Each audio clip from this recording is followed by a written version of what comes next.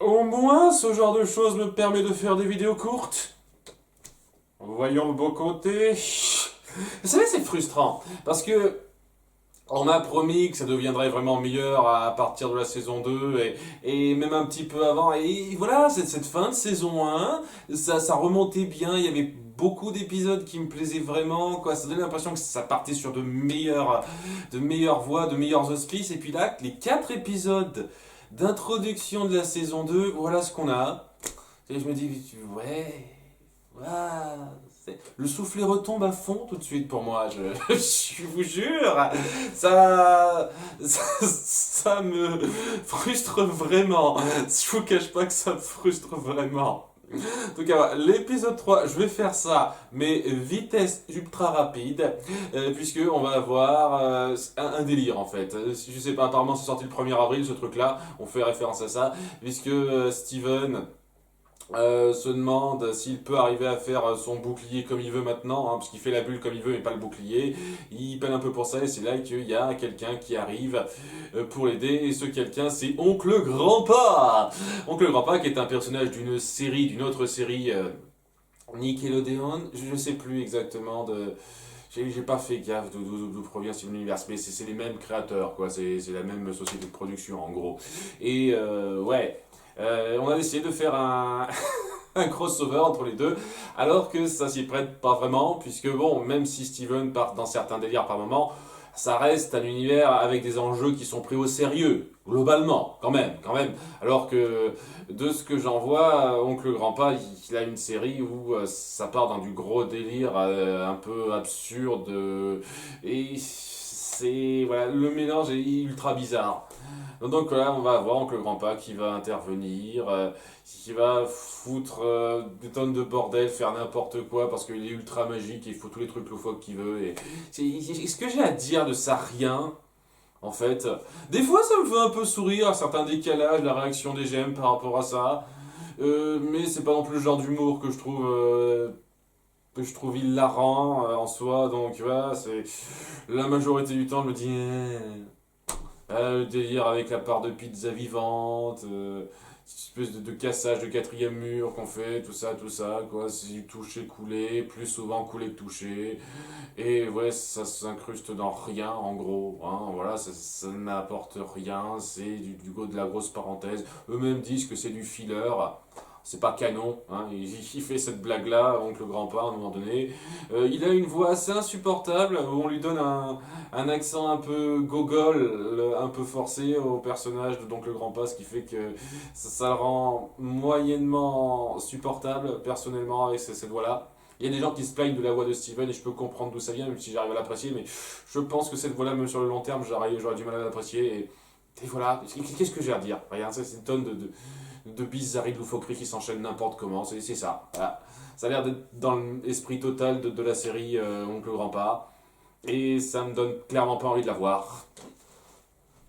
Walou, walou, hein. J'ai pas passé énormément de temps en plus sur l'épisode suivant parce que c'est un espèce de petit conflit émotionnel sans intérêt qui se résout comme ça et qui va pas plus loin. Donc honnêtement, c'était très moyen. Puisque voilà, on a Steven et Connie qui passent du temps ensemble et c'est là que Jamie, le facteur, arrive. Alors je pense qu'on l'a vu une seule fois dans l'épisode 3, l'épisode du sac à dos en burger, et je crois qu'on l'a plus vu après ça.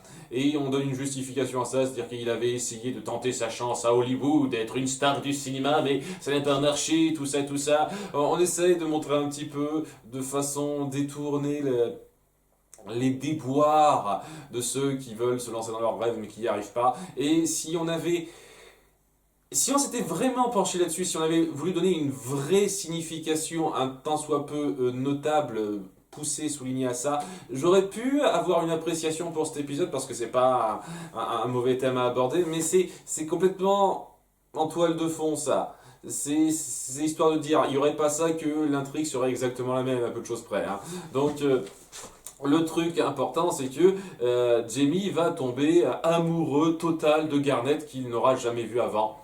Parce qu'elle surgira de l'océan en pleine recherche de Lazuli et de Jasper. Alors, Elle nous dit qu'elle a cherché dans l'océan sans les trouver. Ce que je trouve bizarre pour quelqu'un qui possède des capacités comme les tiennes, puisque on a vu quand même dans l'épisode final de la saison 1 que tu pouvais envisager toutes les voies possibles à prendre, tous les couloirs possibles à prendre pour savoir le chemin précis à emprunter pour trouver la cible que tu recherches. Alors, je me doute que l'océan c'est un petit peu plus vaste et plus grand, mais voilà, en gérant ça bien, en utilisant donc ton compteur de probabilité des différents chemins et en sachant voir ce qui est juste, tu devrais pouvoir, je pense, arriver avec la même logique que dans l'épisode 52 de la saison 1, trouver le bon chemin pour savoir où se trouve Lazuli et Jasper. Alors la seule explication à ça qui ferait que ce serait pas de la grossièreté et du foutage de gueule pour moi, c'est qu'elle se trouve plus dans l'océan.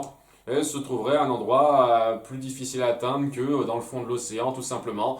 À ce moment-là, ok, je retire la plainte que j'ai, mais voilà, hein, avec ce qu'on a montré de son pouvoir, hein, je vais pas m'étendre plus pour l'instant. Alors en tout cas, va y avoir donc Jamie qui tombera fou amoureux d'elle, il lui écrira même un mot doux en poésie complètement poussé au point où ça en devient ridicule, et lorsque Steven et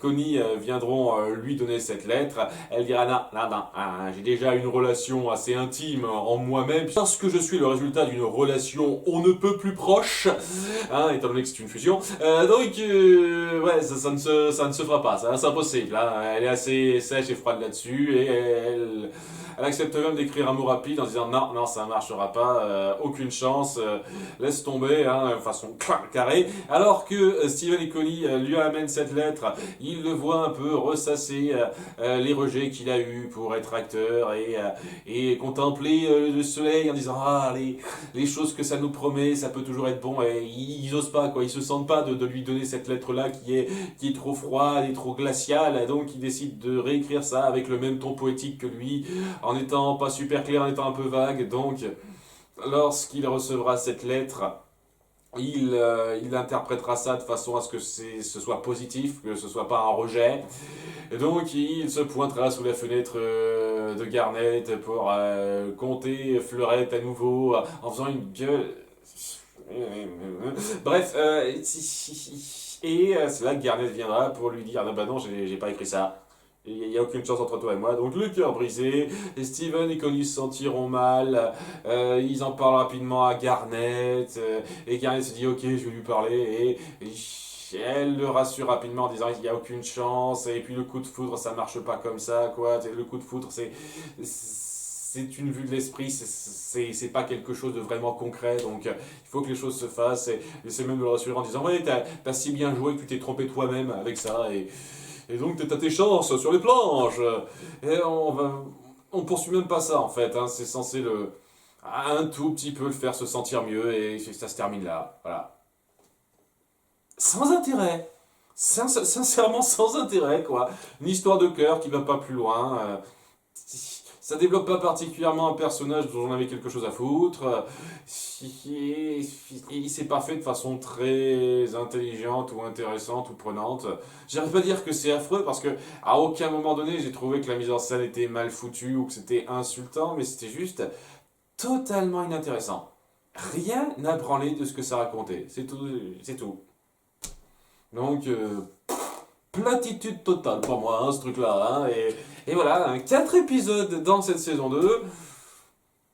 Je suis pas ultra chaud, hein. C'est un démarrage très en douceur, je trouve, très en douceur. Où, honnêtement, je suis un peu déçu. Je suis un peu déçu. Je veux dire, j'apprécie quand même un tout petit peu que dans cet épisode 4, on est montré qu'on n'est pas oublié Jasper et Lazuli, et que Garnet fait des efforts pour les trouver. Je suis un petit peu saoulé par le fait que Steven prenne ça totalement à la légère alors qu'il devait être le premier à s'inquiéter pour Lazuli. Mais bon, c'est pas grave, c'est un détail ça. Et sinon, ouais, quoi, avec ce qui vient de se passer, même l'accalmie qu'on pouvait montrer n'a rien de sensationnel. Je veux dire, l'épisode 2 est celui que je préfère pour l'instant de cette saison, et je le trouve vraiment pas sensationnel, hein. Il y a des choses à redire, donc... ouais... Ah ouais, hein, c'est marre vraiment pas sur les chapeaux de roue cette saison 2, hein, c'est décevant, c'est décevant. Après cette fin de saison 1 où ça a vraiment rehaussé le niveau, ça semblait partir sur quelque chose de plus fort, de plus profond, de plus prononcé, et ben ça repart sur les travers un peu de perte de temps qu'on avait avant, et c'est assez gênant de voir ça. Mais bon, peut-être que juste après ça va remonter comme je l'espère. Il n'y a que ça à croire. À bientôt pour les épisodes 5 et 6. Bye.